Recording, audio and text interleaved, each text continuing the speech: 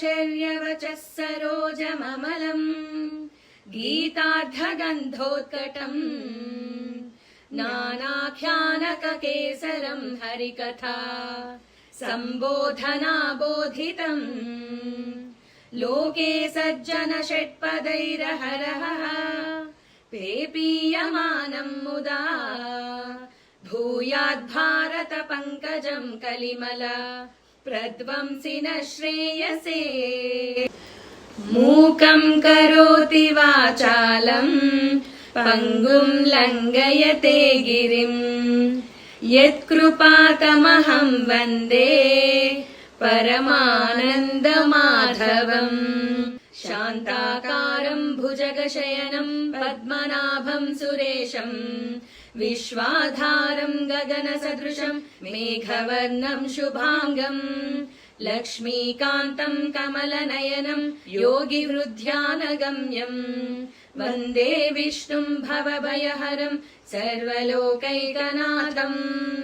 यम् ब्रह्मा वरुणेन्द्र रुद्रमरुतः स्तुन्वन्ति दिव्यैस्तवैः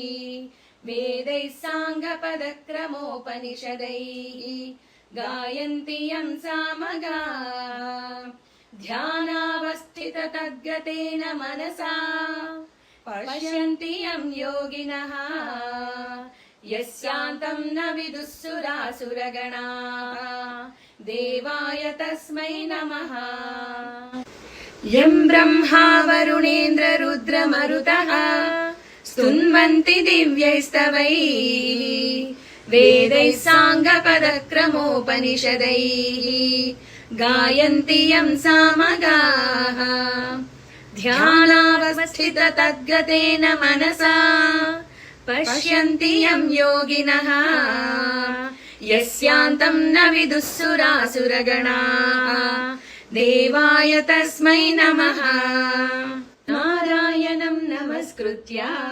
नरम् चैव नरोत्तमम् देवीम् सरस्वतीम् व्यासम् ततो जयमुदीरयेत् सच्चिदानन्दरूपाय कृष्णायाक्लिष्टकारिणे नमो वेदान्तवेद्याय गुरवे बुद्धिसाक्षिणे सर्वोपनिषदो गावः दुग्धा गोपालनन्दनः पार्थो वत्स सुधीर्भोक्ता दुग्धम् गीतामृतम् महत् गीताशास्त्रमिदम् पुण्यम् यः पठे प्रयतः पुमान् विष्णो पदमवाप्नोति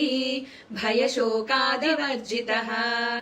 एकम् शास्त्रम् देवकी पुत्रगीतम् एको देवो देवकी पुत्र एव एको मन्त्रस्तस्य नामानि यानि कर्माप्येकम् तस्य देवस्य सेवा सर्वम् श्रीकृष्णार्पणमस्तु सर्वम् श्रीगुरुचरणार्पणमस्तु ॐ तत्सत् जय गुरुदत्त।